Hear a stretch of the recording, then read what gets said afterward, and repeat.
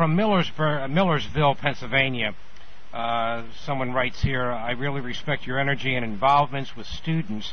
Any ideas on how we, parents, teachers, can help today's young generation become socially conscious adults who will be active in global issues and concerns?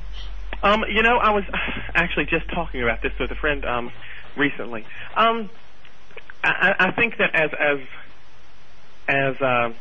as adults, students today, sadly, don't know what's going on in their own world. And I know as a high schooler myself and as a college student, there were zero really educational opportunities, if you will, in high school or in college to really to learn about current events. You know, we spent a lot of time on Constantinople and the Ottoman Turks and and whatnot, but very little on modern American history, modern world history, and that's where you really learn from. You really learn, I think, to be a world citizen. That and on the news. I mean, I think children should be encouraged to pay attention to the news and to know what's going on in their own world. I think it's really important that the youth of today, high schoolers, college students, know what's happening in the real world. I think honestly, and as a educator myself, I'm probably going to get chewed out by some fellow educators. I may lose some credibility as a teacher, but you know, I think a lot of times we spend too much time on superfluous bookwork, calculus, statistics for high schoolers, you know, and world civilization history, and not enough on what's happening in our world. And so it's one thing to be very educated and to know what happened in 1164 in the Turkish Empire, but it's completely something more important to know what happened in the U.S. In 2006 or 2005 or 2004 or 7 or what, you know, to know what's happening in your world today. And kids don't have that opportunity as much anymore, and they're not interested in it. And you know, I watch the news like it's a religion, to be honest with you. I know it's on constantly, because if you don't know what's happening in your, you know, if you don't know what's going on today with the Supreme Court, or if you don't appreciate the importance of Rosa Parks and what she did for this country and what she did for people all over this nation, then you don't really know you're not a very worldly person. And that to me, and I feel like I've gotten on a soapbox right here because I just was talking about it yesterday.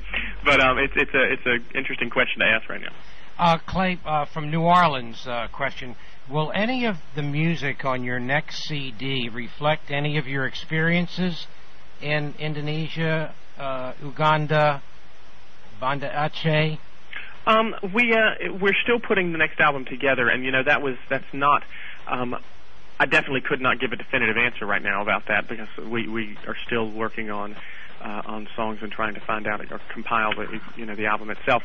But it's not outside of the realm of possibility. You know, there's my trip to Uganda was probably the most powerful thing I've ever experienced. You know, I mean, as far as emotions go, there's no end to the emotions that surge through you when you're seeing something like that.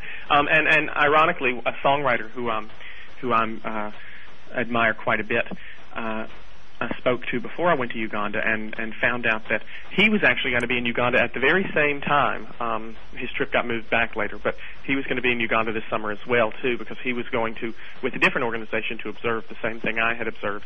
And we had discussed for a while the possibility of trying to put something, or he's the talented one there, put something down that relates to what happened. But I'm not 100% sure, so I can't give a definite answer on that. Any idea when your next one might come out? Lord, I can't give a definitive answer on that one either.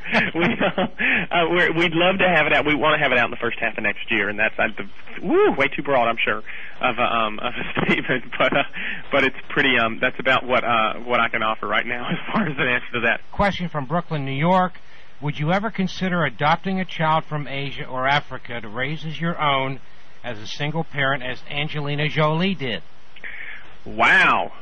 I couldn't say no to that, but it's not, like I said, it's not something that's in the forefront of my mind right now. I think it takes a very special person to adopt a child, and it takes even more of a special person to take on such a task as a single parent.